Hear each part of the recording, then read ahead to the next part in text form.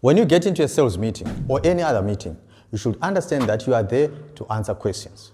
A lot of people, they just go into the meeting and they start presenting about their office, about their company, about their products, without answering specific questions.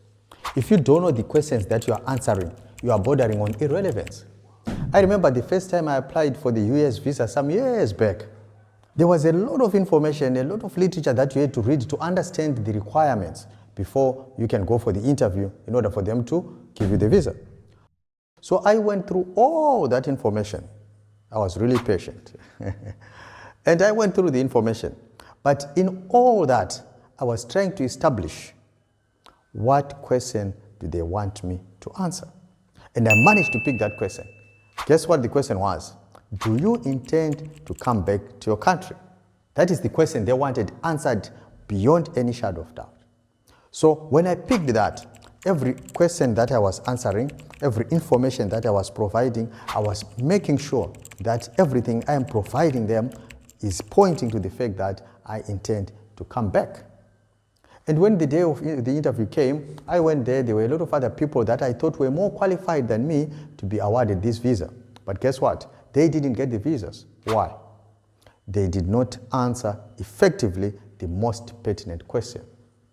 So when it came my turn, I was a bit hesitant because I had seen these people that I thought had better reasons to go to the States than me being denied visas. But in less than 5 minutes, they said, come tomorrow and get your visa. I was like, wow. But I know it was because of my ability to answer the relevant questions. So when you get into a sales meeting, you should understand what are the questions prospect is asking. That's what I want to share with you today. My name is Joseph Mcheriwa, and I help individuals and organizations sell better and get better results. And I've been doing this for the past 10 years. So today I want to share with you the most important questions that you need to answer. So when you get into a meeting with your prospect, you are going there to answer some specific questions. The question now becomes, which questions are these? Because if you just answer questions that are not asked, you are bordering on irrelevance. And that's what a lot of people do. So every time a prospect is looking at you or you are in front of a prospect, the prospect is asking you, do you care for us? That's the first question that the prospect is asking, and they want you to answer that question in the affirmative. But how do you answer that? You ask relevant questions. That's where you ask some connection questions. You ask some situational questions. You ask some problem identification questions. Why are you doing that? You want to show them that you care about them. Before you delve into the presentation of your products, because your products might not be relevant to their situation. Or even though they might be relevant, but they might not see them as relevant. So first and foremost, you need to answer this question, do you care for us? And you answer this question by asking relevant questions, probing questions, trying to get to know more about them, to understand better about their business, about the challenges that they are facing, about the targets that they have, about their journey, where they intend to go. You need to ask about that and get to a point of really understanding and appreciating where they are and where they want to go. When the prospect sees that, in the back of their minds, they tick in the positive to say they truly, or he or she truly cares for us. Then the second question that they have for you is, are you trustworthy? Can we trust you with our information? Can we trust you with the challenges that we have? So in order for you to demonstrate that you can be trusted, what I do most of the times is I ask them these probing questions to get to understand their situation better. I then also get to ask them how they resolve certain challenges. And if they show me that they resolve these questions in a, can I say wrong manner? Yes. Then I show them that here you could actually make it better by doing 1, 2, 3. You could also improve this situation by doing 1, 2, 3. What am I doing here? I'm resorting to education-based selling. Why do I resort to education-based selling? It's a way of trying to say that I can be able to help you. Yesterday I was in a meeting with a prospect and I was selling them my sales training.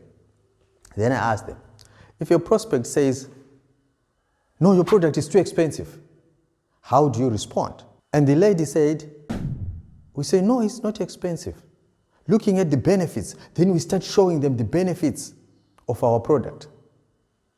Then I said, you can make that better. When the prospect says, your price is too high, what is the prospect expecting from you? They're expecting you to retaliate by saying, it's not too high. Look at all these benefits. Then they say, no, it's too high. Then you say, it's not too high, it's too high. Now a battle has been waged, right? And when there's a battle, one party has to win. Each party is fighting to win. So the prospect is fighting to win the argument. You are also fighting to win the argument. And as you do that, you are antagonizing the client.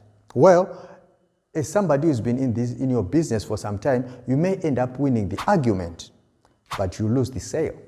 So what do? You need to come to the same side with the prospect. You are never there to antagonize the prospect. You are never there to prove the prospect wrong. So you then lower your voice. Because I remember vividly, when I asked her, how do you respond? She responded in a louder voice. You see that?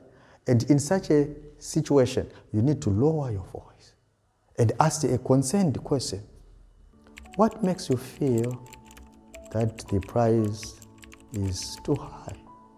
Then they give their reasons, because most of the times we tend to think that we understand what the prospects mean when they say certain things. So they might be saying that at this particular moment we don't have the budget, or we need some extra funding to be able to meet this requirement, or to be able to pay this. Or they might be saying we do not have a budget for now. So there are many reasons why they can say the price is too high, and your responsibility now is to uncover the real reason as to why they are saying it's too high. So as I was saying that, I could see her eyes widening.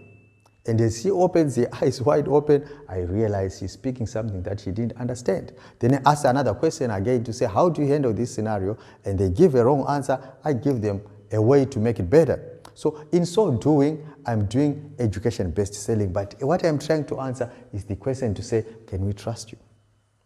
So by the end of the meeting, I knew I'd already managed to close, right? And then the third question that the prospect is answering is, can you help us?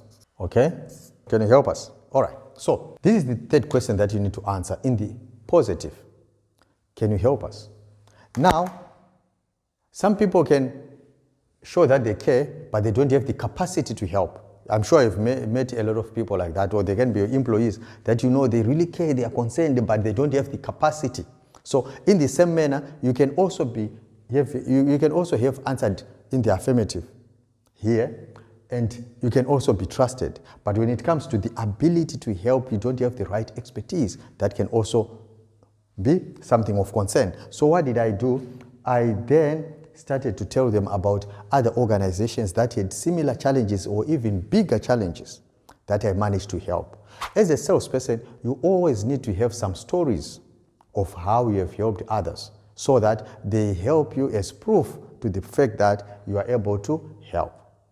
So if you are able to answer these three questions in the affirmative, your chances of closing the sale are actually higher. I hope this helps you to make yourself relevant to the prospects. You don't just go there and start presenting. Make sure you know that in the back of the client's mind, they are asking you, do you care for us? Can we trust you? Can you help us? If you can be able to answer those in the affirmatives, you are definitely going to close the sale. If you haven't subscribed to our YouTube channel, I would request you to go ahead and hit the subscribe button and turn on the notifications so that every time we upload these educational videos, you will be notified.